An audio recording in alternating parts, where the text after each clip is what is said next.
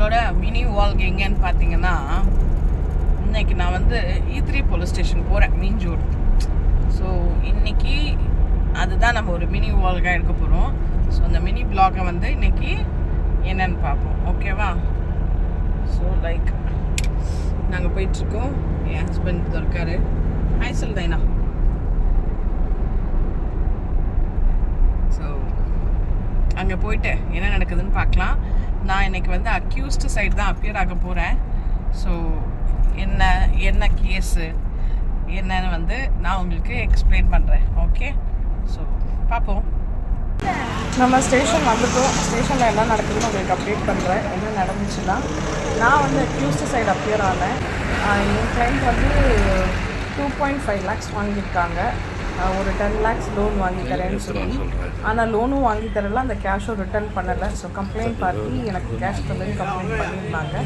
இந்த சைடு என்ன ப்ளஸ்ன்னா, கம்ப்ளைண்ட் கொடுத்தவங்களுக்கு அந்த எவிடன்ஸும் ப்ரூஃபும் கிடையாது, காசு கொடுத்ததுக்கு. ப்ளஸ் கம்ப்ளைண்ட் பார்ட்டி அவங்க ஹஸ்பண்ட் வந்து கம்ப்ளைண்ட் கொடுக்கணும், அதை கொடுக்காம அவங்க ஒய்ஃப் கம்ப்ளைண்ட் கொடுத்துருந்தாங்க. ஸோ இதெல்லாம் எங்கள் சைடு ப்ளஸ்ஸாக இருந்ததுனால பேசிட்டோம். அப்புறம் மணி சூட் வந்து ஸ்டேஷனில் விசாரிக்கக்கூடாது, அது கோர்ட்டில் தான் கேஸ் போடணும், ஸ்டேஷனில் பஞ்சாயத்து பண்ணக்கூடாது. இதெல்லாம் ரூல்ஸ். இதெல்லாம் வச்சு பேசி 24th டேட் வாங்கிடுவோம். ஏன்னா என் கிளைண்ட் ப்ரெசென்ட் ஆகலை. அவர் ப்ரெசென்ட் ஆனால் தான் இந்த கேஸ் எங்களால் பேசி முடிக்க முடியும். ஸோ 24th திரும்ப நாங்கள் ஸ்டேஷனில் நாங்கள் பார்த்த இன்ட்ரெஸ்டிங்கான விஷயம், அவங்க பாருங்கள் எவ்வளோ அழகாக வெயிலுக்கு வந்து தூங்குறாங்கன்னு சொல்லி. உங்களுக்கு தெரியல பாரு, நான் வீடியோ எடுக்கிறது கூட தெரியல, அப்படி தூங்குறாங்க 2 பேரும். எங்கே இடம் கிடைக்குதோ அங்கே தூங்குறாங்க. ஹாய், இது வந்து எண்ணூர் அனல் மின் நிலையம், தெர்மல் பவர் ஸ்டேஷன். ஸோ அதோட வீடியோ தான். நான் ஆக்சுவலாக அந்த என்ட்ரன்ஸே உங்களுக்கு காட்டணும்னு நினச்சேன். அங்கேருந்து நாங்கள் கொஞ்சம் மூவ் ஆகி வந்துட்டோம். இங்கே பாருங்கள், பவர் ஸ்டேஷன்,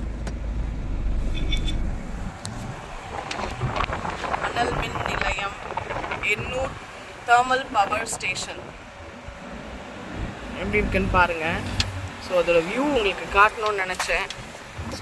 இங்கே பாருங்கள், அனல் மின் நிலையம் எப்படி இருக்குன்னு செம்மையாக இருக்குல்ல. இந்த பாருங்கள், அந்த கம்ப்ளீட்டாக அவ்வளோ பெருசாக இருக்குது. அனல் மின் நிலையம் எண்ணூரில் இருக்குது, சென்னை. செம்மையாக இருக்கா?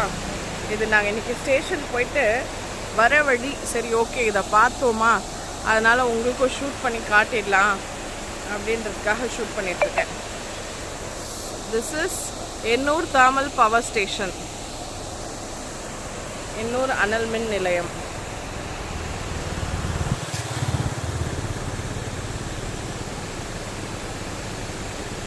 நானே சென்னையில் பிறந்து இதாங்க ஃபர்ஸ்ட் டைம் எண்ணூரோட தெர்மல் பவர் ஸ்டேஷன் பார்க்குறேன். எவ்வளோ பிரம்மாண்டமாக இருக்குது, செம்மையாக இருக்குல்ல. பவர் ஸ்டேஷன் பார்த்துட்டே இருந்தோம். சடனாக ஒரு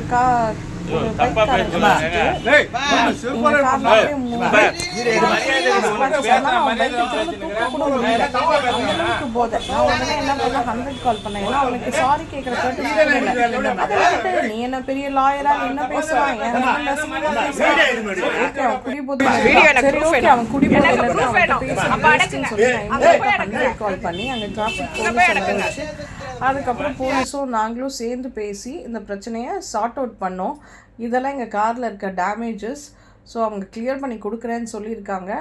ஆனால் அந்த ஆளுக்கு அந்த கர்ட்டசி கூட இல்லைங்க, ரொம்ப வல்கராக பேசிட்டு உட்காந்துருந்தாங்க. நினச்சிருந்தா வேணா நான் ராஸ் சாரி, அவருக்கு பிடிச்ச விஷயமா நாங்கள் இன்னைக்கு ரிலையன்ஸ் மார்ச் வந்தோம். அதை முடிச்சுட்டு நாங்கள் வந்து என்ன பண்ணோன்னா, ரிலையன்ஸ் ஸ்மார்ட்டில் கொஞ்சம் பாதாம் கேஷு இதெல்லாம் இல்லை. அப்புறம் சாமி கும்பிடணும்னு சொல்லிட்டு மாம்பழம்லாம் வாங்கினோம். அதுக்காக அப்படியே கிளம்பி வர வழி தான் எண்ணூர்லேருந்து மாதாவரம்.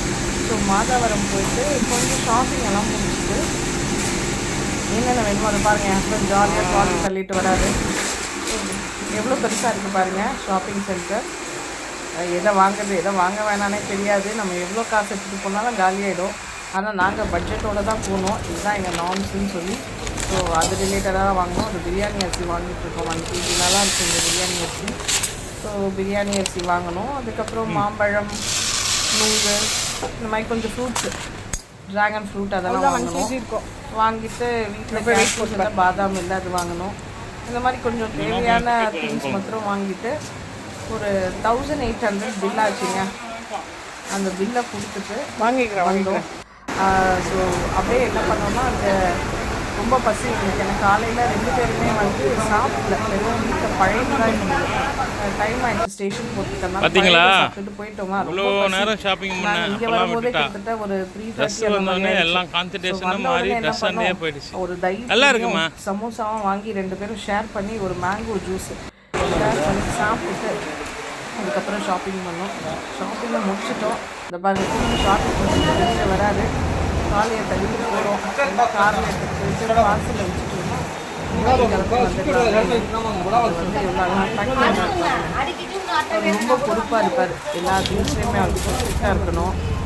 அதனால ரொம்ப பொறுப்பாக இருப்பார். ஆனால் அன்றைக்கி கார் உடனே அவர் ரொம்ப ஃபீல் பண்ணிட்டாருங்க. கண்ணெல்லாம் கலந்துச்சுன்னா அந்த காரை அவர் துடைப்பார் ஒரு 2 hours டைம் ஸ்பெண்ட் பண்ணி தொடச்சி அந்த ஒரு சின்ன ஸ்க்ராச்சஸ் கூட இருக்காது. ஒரு 12 years அந்த கார் வாங்கி அவ்வளோ நீட்டாக அவ்வளோ பத்திரமா பார்த்துப்பார். யாருமே அது பழைய காரான்னு கேட்கவே மாட்டாங்க.